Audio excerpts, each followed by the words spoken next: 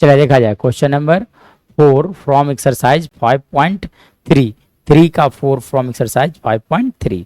देखो क्या दिया गया है और क्या फाइंड आउट करना है। दिया गया है in an A P given A3 का वैल्यू दिया गया। What is given here, the value of A3 मतलब थर्ड टर्म 15 दिया गया है। और क्या दिया गया है, S10 मतलब sum of 10th term of N AP that is equal to 125। तब आपसे क्या पूछा गया है कि D का वैल्यू क्या होगा, साथ साथ A10 का वैल्यू क्या होगा। सो इसे कैसे फाइंड आउट किया जाए। तो सबसे पहले बात देखो, हम लोग जानते हैं कि nth term of the AP अगर मैं बात करूं तो sum nth term of the AP का फॉर्मूला लिखा जाता है A plus n minus 1 into D. So ये फॉर्मूला मेमोराइज होना चाहिए। सो A3 का जो वैल्यू लिख सकते हो आप, लिखा जा सकता है A plus 3 minus 1 into D का वैल्यू आप लिख सकते हो 5। मतलब यहाँ से कहा जा सकता है कि A प्लस 2D का वैल्यू आ गया आपका 15। This is equation number 1। Now अगर मैं बात करूं तो S10 देखो, according to the question S10 का वैल्यू दिया गया है that is equal to 125। So यहाँ से मैं बात करूं तो sum of N term of AP यानी कि Sn बराबर लिखा जाता है n/2 इंटू 2A plus n minus 1 into D लिखा जाता है। सो यहाँ से वैल्यू फाइंड आउट किया जाए S10।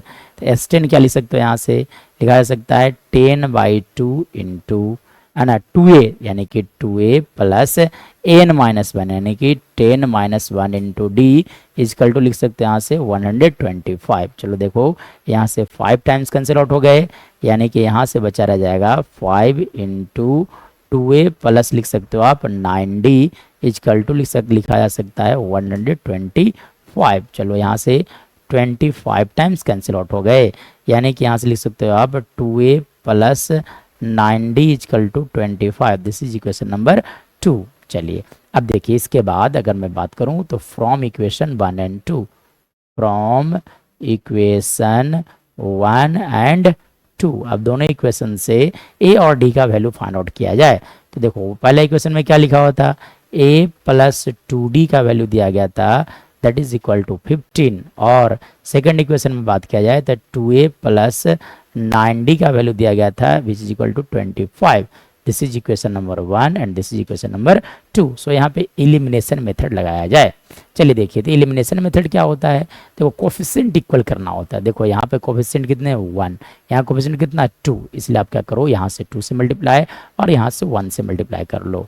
तो जब आप मल्टीप्लाई करोगे तो क्या लिखा जा सकता है, यहाँ से लिखा जा सकता है 2A प्लस 4D। देखो 2 into 2 that is equal to 4, 15 into 2 which is equal to 30।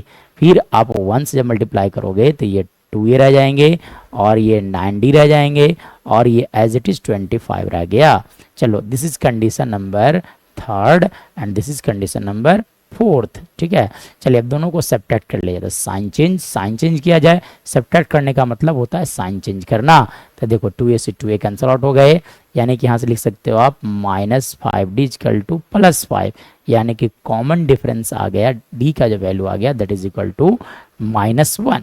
Common difference of this AP is -1। चलिए तो ये तो कॉमन डिफरेंस का वैल्यू आ गया। अब आपसे क्या बोला गया था, फर्स्ट टर्म पूछा गया था, है ना।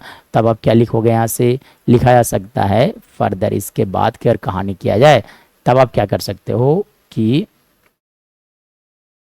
चलो देखो for value of A put D is equal to -1 in equation कौन सा, इन इक्वेशन 1। चलो तो D के जगह पर -1 रख दिया जाए, मतलब A प्लस 2 इंटू -1। देखो ये है इक्वेशन नंबर 1 इजकल टू आप लिख सकते हैं यहाँ से 15।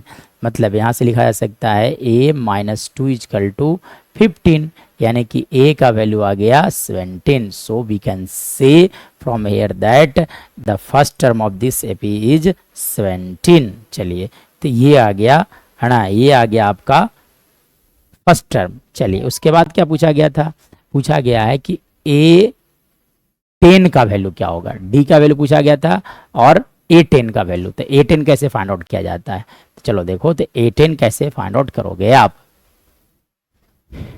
तो देखा जाए A10, तो A10 कैसे फाइंड आउट किया जाएगा।